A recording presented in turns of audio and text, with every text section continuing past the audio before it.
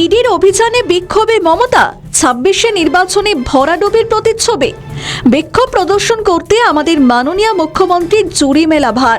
তৎকালীন সিপিএমের আমলে বিরোধী নেত্রী থাকাকালীন সিপিএমের ডাকা বন্ধ আন্দোলনকে তৎকালীন বিরোধী নেত্রী মমতা বন্দ্যোপাধ্যায় বারংবার আঙুল তুলেছিলেন, কিন্তু ক্ষমতায় আসার পরেই মাননীয় চুন থেকে পান খসলেই উনি অবলম্বন করেন বিক্ষোভ আন্দোলনের পথ। এবারে নিদর্শন আরও একটু বড়। কয়লা পাচার মামলায় ইডির অভিযানের বিরুদ্ধে ফের প্রকাশ্যে প্রতিবাদে নামলেন তৃণমূল সুপ্রিমো মমতা বন্দ্যোপাধ্যায়। 2019 সালে সিবিআই বিরোধিতার পর লোকসভায় ধাক্কার স্মৃতি সামনে এনে প্রশ্ন উঠছে, 26-এর বিধানসভা ভোটের আগেও কি একই রাজনৈতিক ইঙ্গিত দিচ্ছে তৃণমূলের এই অবস্থান? ফের কেন্দ্রীয় এজেন্সি ঠেকাতে রণংদেহী মমতা। এবার ঢাল হলেন আইপ্যাক কর্তার। এর আগে নগরপাল রাজীব কুমারকে বাঁচাতে সিবিআইয়ের বিরুদ্ধে রাস্তায় ধর্নায় বসেছিলেন আমাদের প্রিয় মুখ্যমন্ত্রী। সেটা 2019 সালের শুরু। সে বছর লোকসভায় বিরাট ধাক্কা খায় তৃণমূল।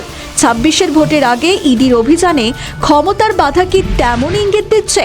তবে কি সামনে 26-এর নির্বাচনে তৃণমূলের বিসর্জন? কয়লা পাচারের তদন্তে আইপ্যাক অফিসে ইডির অভিযান, এতেই চোটে লাল মমতা।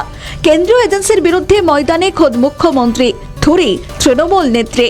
প্রথমে লাউটন স্ট্রিটে প্রতীক জাইনের বাড়ি থেকে নথি লুট, আর তারপরে সল্টলেকে আইপ্যাক অফিসের সামনে অবস্থান। এখানেও তৃণমূল নেত্রীর এমন কীর্তি নতুন নয়। চিটফান্ড মামলা তদন্তে রাজীব কুমারের বাংলোয় গিয়েছিলেন কেন্দ্রীয় গোয়েন্দারা।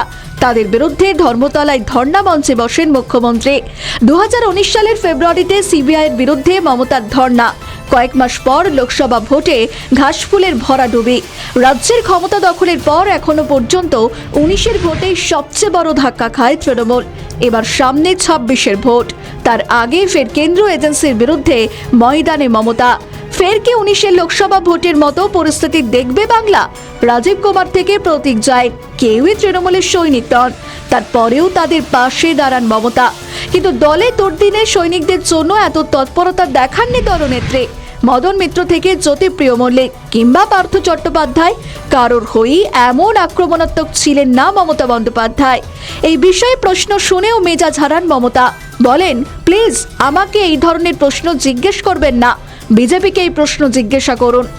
সত্যি সেলুকাস অবাক এই রাজ্য, যেখানে আমলা থেকে পুলিশ কর্তা এমনকি একটি কোম্পানির এজেন্সির দপ্তরে ইডির হানা হলে তৎক্ষণাৎ পদক্ষেপ নিতে দেখা যায় মাননীয়াকে, কিন্তু সেই অভাগা রাজ্যেই শিক্ষক নিয়োগ দুর্নীতি থেকে চাকরিহারা শিক্ষকদের চোখের জল, এমনকি অভয়া বন্টির নরপিশাচুর দানবের আক্রমণে ঝরে যাওয়াতেও হেলাতে পারেনি আমাদের প্রিয় মাননীয়াকে।